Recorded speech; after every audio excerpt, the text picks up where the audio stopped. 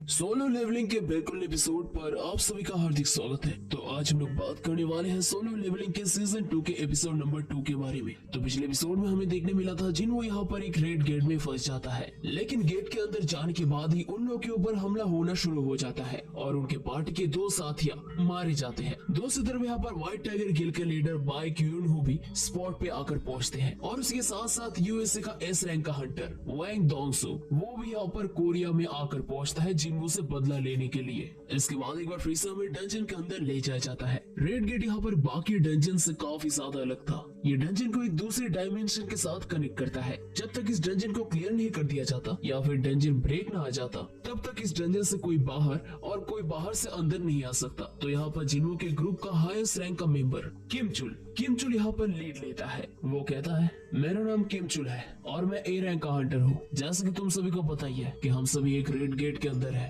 तो मैं चाहता हूँ कि जितने लोग हो सके सेफली डंजन से बाहर निकल पाए। मैं यहाँ पर सिर्फ खड़े खड़े तमाशा देखने के लिए नहीं आया हूँ। हमें डंजन ब्रेक के लिए यहाँ पर महीने इंतजार करने पड़ सकते हैं। तब तक कितने लोग सरवाइव कर पाएंगे इसके बारे में मुझे कुछ नहीं पता। ये मोस्ट लाइकली बी रैंक का डंजन होगा, तो इतने सारे लोगों को मैनेज करना मेरे लिए पॉसिबल नहीं है और इसी वजह से मैं चाहता हूँ कि हमारा ग्रुप यहाँ पर दो हिस्सों में बढ़ जाए। जिन्हों इसको सुनकर बहुत ही ज्यादा शौक हो जाता है। किम चुल और कहता है अगर हम लोग यहाँ पर खड़े रहे तो हम लोग आज नहीं कल मारे जाएंगे। अगर कोई भी मेरे साथ नहीं भी आना चाहता तो भी मैं अकेला ही जाऊंगा। तो बताओ कौन कौन मेरे साथ आना चाहता है? क्योंकि यहाँ पर किम चुल ए रैंक का हंटर था तो सभी लोग यहाँ पर किम चुल के साथ ज्वाइन होना चाहते थे, लेकिन किम चुल यहाँ पर कमजोर हंटर्स को धक्के मारकर बाहर कर देता है। वो कहता है मुझे माफ कर देना, लेकिन मैं सी रैंक और उससे नीचे के हंटर को अपनी टीम में नहीं ले सकता। एक रेड गेट के अंदर एक दिन बाहर के 1 घंटे के समान होता है और कोई नहीं जानता कि डंजन बॉस को हराने में हमें कितना दिन लग जाए। तो इसी वजह से मैं अपने साथ कमजोरों को नहीं ले सकता।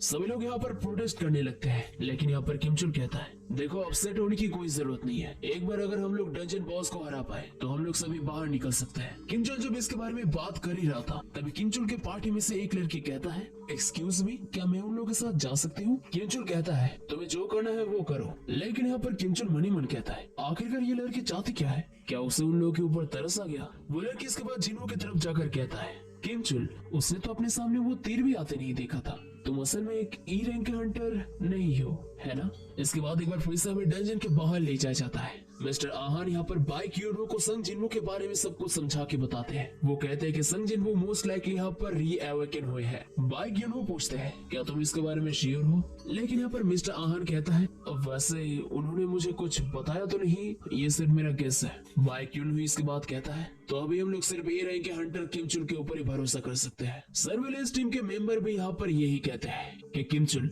ये कर सकता है। किम चुल के रिकॉर्ड भी यहाँ पर बहुत ही ज्यादा तगड़े हैं। बाई क्यूरो यहाँ पर मनी मन कहता है किम चुल एक ए रैंक का हंटर है, हम लोग ऐसे एक टैलेंट को मिस नहीं कर सकते। अभी के लिए हम लोग आशा ही कर सकते कि वो बाकी हंटर्स के साथ डंजन को क्लियर कर पाए। सर्वेलेंस टीम का वो मेंबर कहता है वैसे आप लोग किसी ई रैंक के हंटर के बारे में बात कर रहे थे, है ना? वो शायद ही रीअवेकन हुआ है, लेकिन किम चुल मेरे ख्याल से उससे ज्यादा ताकतवर होगा। ये बात सुनकर यहाँ पर मिस्टर आहान थोड़ा चिढ़ जाते हैं, लेकिन तभी यहाँ पर डंजन के गेट के बाहर एक गाड़ी आकर रुकता है और ये गाड़ी था वैंग डोंगसू का। वैंग डोंगसू कहता है अरे ये क्या हुआ? मुझे तो लगा था कि ये सी रैंक का गेट है, क्या कोई ए रैंक का गेट ऐसे ही आ गया? ओह व्हाइट टाइगर गिल का बड़ा हस्ती यहाँ पर क्या कर रहा है? वैंग डोंगसू को देखकर यहाँ पर बाई क्यूनहू का खून खोल जाता है। सभी लोग यहाँ पर वैंग डोंगसू को देखकर बहुत ही ज्यादा शौक हो जाते हैं। वैंग डोंगसू कहता है बहुत दिन बाद मिले, है ना? बाई क्यूनहू यहाँ पर सीधा पूछता है तुम यहाँ पर कोरिया में क्या कर रहे हो? वैंग डोंगसू कहता है मुझे बस यहाँ पर कोरिया में कुछ काम था, लेकिन मुझे नहीं लगा था कि मैं यहाँ पर तुमसे मिलूंगा।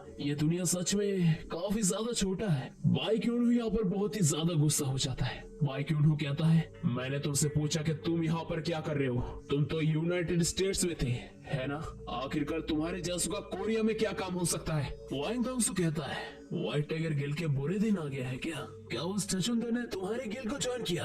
आखिरकार तुम लोगों के गिल को हो क्या गया है? तुमने उस ए रैंक के हंटर को अपने गिल पे रिक्रूट कैसे किया? बाई क्यूनहू को यहाँ पर पहले कुछ समझ नहीं आता, लेकिन इसके बाद वैंग डोंगसू कहता है मैं ए रैंक के हंटर संग जिन्हो के बारे में बात कर रहा हूँ। संग जिन्हो का नाम सुनकर बाई क्यूनहू और एक बार शॉक हो जाता है। उसे समझ नहीं आ रहा था कि वैंग डोंगसू को संग जिन्हो के बारे में कैसे पता है। इसके बाद वैंग डोंगसू रेड गेट के सामने जाता है और हमें एक बार फिर से डंजन के अंदर ले जाया जाता है। जिन्हो उस लड़की से पूछता है ठीक है फिर तो मुझे एक चीज बताओ, तुम लोग तो नए हंटर्स लगते हो, एक रेड गेट के अंदर आने के बाद भी तुम लोग ऐसे शांत कैसे रह सकते हो? वो लड़की कहती है क्योंकि हमें सबसे पहली बात जो सिखाया जाता है, डंजन के अंदर कुछ भी हो सकता है। इसके बाद किम चुल और जिनवू का ग्रुप एक दूसरे को गुड लक बोलकर डिवाइडेड हो जाते हैं। जिनवू और बाकी पार्टी मेंबर्स एक साथ जंगल के अंदर से जाने लगते हैं। वो लड़की यहाँ पर बार बार जिनवू के रैंक के बारे में पूछती है। जिनवू कहता है मुझे खुद भी नहीं पता मेरा रैंक क्या है। वो लड़की अपने मन ही मन कहती है ये लड़का एटलीस्ट ए रैंक का होगा और शायद। इसके बाद हमें किम चुल के पार्टी के पास ले जाया जाता है। किम चुल यहाँ पर जिनवू की पार्टी के बारे में ही सोच रहा था, तभी उन लोगों के सामने एक आइस बियर आ जाता है। किम चुल कहता है उन लोगों को वहाँ पर ही रुकना चाहिए था, ये जगह आइस बियर से भरा हुआ है, लगता है उसी रैंक के हंटर की वजह से बाकी सारे हंटर्स का भी जान जाएगा। किम चुल का एक साथी कहता है तुम लोग उनसे एक्सपेक्ट क्या कर सकते हो, वो एक ए रैंक का हंटर है। लेकिन यहाँ पर किम चुल अपने मन ही मन कहता है उस ग्रुप के मेंबर में सी रैंक और बी रैंक के हंटर्स है, लेकिन आखिरकार एक ही रैंक का हंटर उन लोगों का लीडर क्यों है? खैर जो भी हो, आज नहीं तो कल वो लोग तुम्हारे जाने ही वाले हैं। इसके बाद किम चुल और उसके पार्टी आइस बियर्स के साथ लड़ने के लिए तैयार हो जाते हैं। हमें एक बार फिर से डंजन के बाहर ले जाया जाता है। वाइट डॉग्सो कहता है मुझे विश्वास नहीं हो रहा कि इतना दूर आने के बाद मुझे अभी रेड गेट का इंतजार करना पड़ेगा। सच में इस संजीनू को पकड़ना लगता है थोड़ा मुश्किल है। बार बार यहाँ पर संजीनू का नाम सुनकर बाई क्यून हो थोड़ा फ्रस्ट्रेट होने लगता है। उसे समझ नहीं आता कि आखिरकार सभी लोग यहाँ पर इस संजीनू के पीछे क्यों पड़े हैं। इसके बाद हमें एक बार फिर से किम चुल के पास ले जाया जाता है। किम चुल और उसके पार्टी के सामने बहुत सारे आइस बियर्स थे। उनमें से एक आइस बियर यहाँ पर अपने पंजों की मदद से किम चुल के ऊपर हमला करता है। किम चुल अपने शील्ड को लेता है और उस आइस बियर के पंच को ब्लॉक करता है और अपने दूसरे हाथों की कुल्हाड़ी की मदद से उस आइस बियर को मार गिराता है। और ऐसे ही वो बहुत सारे एक के बाद एक आइस बियर को मार गिराता है। सभी लोग यहाँ पर किम चुल को शाबाशी देने लगते हैं। किम चुल भी यहाँ पर सोचने लगता है कि आइस बियर के लिए वो अकेला ही काफी है। सभी लोग यहाँ पर सोचने लगते हैं कि वो लोग इस डंजन से बहुत ही आसानी से निकल जाएंगे। तो वो लोग आइस बियर को काट के उसका मांस निकालने का प्लान करते हैं। लेकिन तभी किम चुल कहता है तुम लोग ये सब क्या बोल रहे हो, हम लोग अभी भी एक रेड गेट के अंदर है, तो हम लोग बिल्कुल भी आसानी नहीं बरत सकते। सबसे पहले हमें इस जंगल से बाहर निकलना होगा। किम चुल यहाँ पर मनी मन सोचता है अगर मैं नहीं होता तो ये लोग अभी तक उन भालुओं का खाना बन जाते। इसके बाद हमें जिनवू के पार्टी के पास ले जाया जाता है। वो लोग घने जंगलों के बीच से यहाँ पर चलते जा रहे थे, लेकिन तभी अचानक से वो लड़की रुकने के लिए कहती है। जिनवू पूछता है कि आखिरकार क्या हुआ है। वो लड़की सामने वाले पेड़ों के ऊपर निशान को दिखाकर कहती है आगे जाकर आइस बियर के झुंड है, तो हम लोग को इससे आगे नहीं जाना चाहिए। जिनू इसके बाद कहता है तो तुम कह रही हो कि ये जगह आइस बियर से भरा हुआ है। जिनू के इस रिएक्शन को देखकर वो लड़की काफी ज्यादा सरप्राइज थी। वो सोचने लगती कि क्या उसने कुछ गलती कर दिया है। जिनू यहाँ पर आगे बढ़ते जाता है। वो लड़की एक बार फिर से जिनू को रोकने की कोशिश करती है, लेकिन इसके बाद जिनू कहता है तुमने कहा कि ये जंगल पूरा आइस बियर से भरा हुआ है, तो इसी वजह से हम लोग को और जंगल के अंदर जाना चाहिए, क्योंकि ये अगर आइस बियर का टेरिटोरी हुआ तो इसका मतलब इसके आसपास और कोई मैजिकल बेस नहीं होंगे, जो उन आइस सेल से तो अच्छा ही होगा। ये बात सुनकर वो लड़की चुप हो जाती है। इसके बाद वो कहती है आखिरकार मैंने ये क्यों नहीं सोचा। जिन्हों इसके बाद अपने इन्वेंटरी से सभी के लिए ठंडे वाले कपड़े बाहर निकालता है। सभी लोग ये देखकर बहुत ही ज्यादा शौक हो चुके थे। वो लोग सोचने लगते कि आखिरकार ये संग जिन्वू, ये लड़का कौन है। जिन्वू के साथ जो छोटी लड़की आई थी वो भी काफी ज्यादा शौक थी। जिन्वू उसके सर पे हाथ रखकर कहता है मैं तुम्हें यहाँ पर लेकर आया तो मैं ही तुम्हें यहाँ से बाहर निकालूंगा, और हाँ बाकी सभी से भी यही गुजारिश है, मुझसे मेरे बारे में और कुछ मत पूछना और मुझसे कुछ एक्सपेक्ट भी नहीं करना। जिन्वू जब इन सब के बारे में कह ही रहा था तभी अचानक से वहाँ पर एक आइस बियर आ जाता है। सभी लोग इस आइस बियर को देखकर बहुत ही ज्यादा घबरा जाते हैं। सभी लोगों को लगने लगता है कि उन्हें इस जंगल में आना ही नहीं चाहिए था। वो लड़की यहाँ पर तुरंत लीड लेने की कोशिश करती है। वो कहती है सभी लोग मैं इसे डिस्ट्रैक्ट करने की कोशिश करती हूँ, तब तक तुम सभी कोई ओपनिंग ढूंढने की कोशिश करो। लेकिन तभी जिन्वू सामने आता है और उस लड़की को सामने से हटाकर कहता है देखो मैं तुम्हें एक बात साफ साफ बता देता हूँ, इन सारे आइस बियर्स को मैं अकेले मारूंगा। वो लड़की यहाँ पर बार बार जिन्वू को रोकने की कोशिश करती है, लेकिन यहाँ पर जिन्वू नहीं मानता। वो आइस बियर बहुत ही एग्रेसिवली जिन्वू के ऊपर हमला करता है, लेकिन यहाँ पर जिन्वू एक बहुत ही ज्यादा लंबा जंप मारता है। जिन्वू यहाँ पर सीधे जाकर उस आइस बियर के सर पे बहुत ही जोर का पंच मारता है और सिर्फ एक ही पंच से उस आइस बियर का हालत पतला हो जाता है। ये कारनामा देखने के बाद यहाँ पर सभी की आंखें खुले के खुले रह जाते हैं। इसके बाद एक बार फिर से हमें गेट के बाहर ले जाया जाता है। बाई क्यूनो यहाँ पर वाइंग डोंगसू से पूछता है आखिरकार तुम उस संग जिन्वू के पीछे क्यों पड़े हो। वाइंग डोंगसू कहता है तुम तुम्हारे से मतलब क्या है? मैं बस यहाँ पर थोड़ा मजे उठाने के लिए आया हूँ।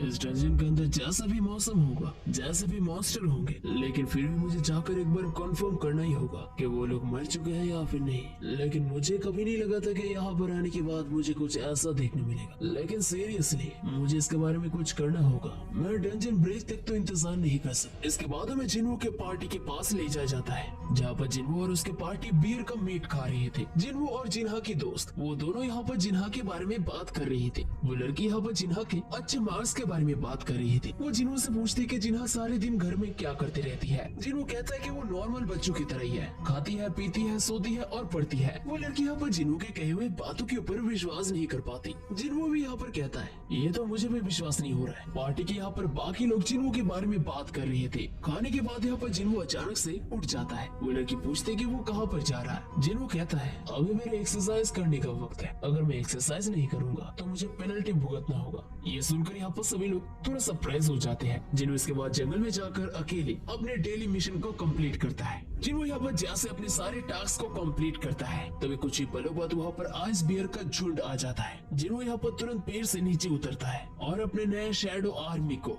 समन करता है। जिन्हो कहता है तुम सभी को पता है ना कि ये तुम्हारा पहला बैटल है, चलो अभी जाओ और मुझे दिखाओ कि तुम लोग कितना ज्यादा कैपेबल हो। आइस बियर और जिन्हो के शैडो आर्मी के बीच यहाँ पर लड़ाई शुरू हो जाता है। जिन्हो के शैडो आर्मी यहाँ पर एक तरफ आइस बियर्स को मार रही थी, लेकिन आइस बियर्स भी यहाँ पर कुछ कम नहीं थे। आइस बियर भी यहाँ पर जिन्हो के शैडो आर्मीज को मार रही थी। इसके बाद हमें शैडो मेजेस का कमाल देखने मिलता है, जो एक हाई लेवल का फायर स्पेल उन आइस बियर्स के ऊपर करते हैं। जिन्हो भी इसको देखकर काफी ज्यादा शॉक हो चुका था। जिन्हो कहता है मेरे शैडोज मुझे जितना लगा था ये उनसे भी काफी ज्यादा स्ट्रॉन्ग है। इनका रीजनरेशन पावर लगभग इमॉर्टल की तरह है, वैसे इसकी वजह से मेरा मैना भी जा रहा है। इसके बाद अचानक से वहाँ पर आइस बियर के झुंड का लीडर आ जाता है। वो पलक झपकते ही यहाँ पर जिन्हो के सारे शैडो आर्मी को खत्म कर देता है। जिन्हो का शैडो आर्मी और रीजनरेट नहीं हो पा रहा था। जिन्हो का मैना यहाँ पर लगभग खत्म हो चुका था। अभी जिन्हो के पास बचा हुआ था इग्रिस। जिन्हो यहाँ पर इग्रिस को इस आइस बियर के झुंड के लीडर को संभालने के लिए कहता है। इग्रिस यहाँ पर अपना सोर्ड लेकर आगे बढ़ता है और उस आइस बियर के ऊपर हमला बोल देता है। इग्रिस यहाँ पर अपना सोर्ड लेकर जंप मारता है और सीधे आइस बियर के पीठ के ऊपर चढ़ जाता है और उसके ऊपर साइड से बहुत ही जोर का एक स्लैश मारता है। इसके बाद इग्रिस आइस बियर के हाथों में भी अपना सोर्ड घुसा देता है। अभी वो आइस बियर यहाँ पर दर्द से बेचैन हो चुका था। वो अपने पूरे रेत से यहाँ पर इग्रिस के खिलाफ हमला करने के लिए तैयार था। इग्रिस भी यहाँ पर बिल्कुल सामने ही था।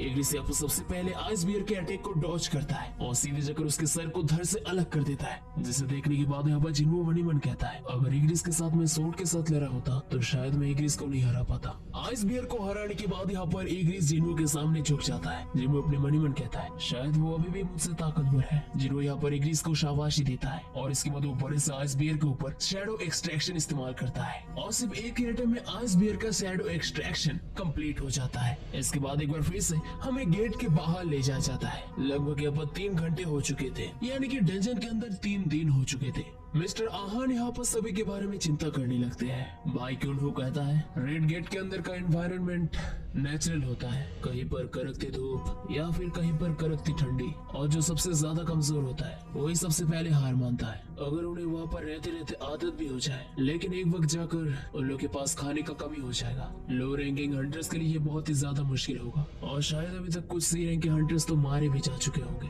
तभी यहाँ पर वाइंग गाउसो कहता है तो इसका मतलब संग जिन्हो भी मारा जा चुका होगा। लगता है मैं यहाँ पर बिना वजह ही आया। वैसे मुझे एक चीज जानना है, संग जिन्हो व्हाइट टाइगर गिल्ड का मेंबर नहीं है तो उसने इस गेट के अंदर एंटर क्यों किया? मिस्टर आहान कहते हैं कि वो संग जिन्हो को बहुत समय से जानते हैं, तो इसी वजह से उन्होंने संग जिन्हो को डंजन के अंदर एंटर करने दिया। संग जिन्हो के लिए आहान को झूठ कहते हुए देखकर बाई क्यूनहो यहाँ पर थोड़ा सरप्राइज हो जाता है। उसे समझ नहीं आता कि आखिरकार ये संग जिन्हो आखिरकार है कौन, जिसके लिए वाइंग दोंगसो यूनाइटेड स्टेट से कोरिया में आ गया और वो भी एक ई रैंक के हंटर के लिए। मिस्टर आहान की बात सुनकर यहाँ पर वाइंग दोंगसो सीधे जाकर आहान का गला पकड़ लेता है और कहता है तो इसका मतलब तुम मुझसे ये कहना चाहते हो कि यहाँ पर मैं और कुछ नहीं कर सकता? मेरे पास एक अजीब सा टैलेंट है, अगर कुछ भी गड़बड़ होता है तो मैं उसे सूंघ के बाहर निकाल सकता हूँ और मुझे लगता है कि तू मुझसे कुछ छुपा रहा है, तो जल्द से जल्द अपना मुंह खोल और सब कुछ सच सच बता दे। वाइंग दोंगसो को यहाँ पर रोकने के लिए तुरंत यहाँ पर बाई क्यूनहो आ जाता है और वो वाइंग दोंगसो के हाथ को पकड़ लेता है। बाई क्यूनहो कहता है वाइंग दोंगसो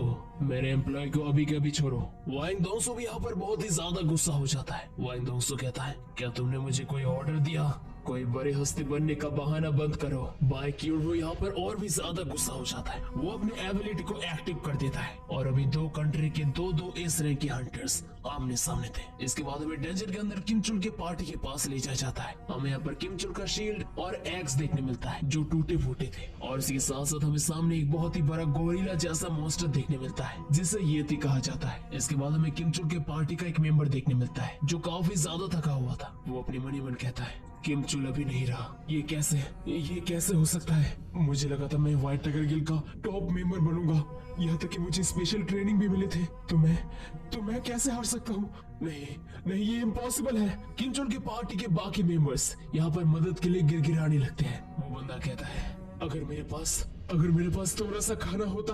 खाने का कमी ये मेरी गलती नहीं है। नहीं, मैं अभी स्क्वाड लीडर हूँ, अब ये मेरी जिम्मेदारी थी। वो बंदा यहाँ पर पूरी तरीके से हार मान चुका था, लेकिन तभी अचानक से उनके सामने एक बार फिर से आइस एल्व्स का झुंड आ जाता है और ये देखकर उसके आंखें खुले के खुले रह जाते हैं। वो अपने आसपास देखता है, सभी लोग यहाँ पर मारे जा चुके थे। तभी अचानक से उसके तरफ कोई पीछे से एक भाला फेंकता है। वो तुरंत यहाँ पर पीछे मुड़ता है और हमें देखने मिलता है कि ये एक आइस एल्फ है। आइस एल्फ को इतना ज्यादा पास देखकर वो डर के मारे वहां से भागकर चला जाता है और इसके बाद हमें आइस एल्फ का ग्रुप का लीडर देखने मिलता है जो घोड़े के ऊपर सवार होके आया था। And that's it for the solo leveling season 2 episode number 2।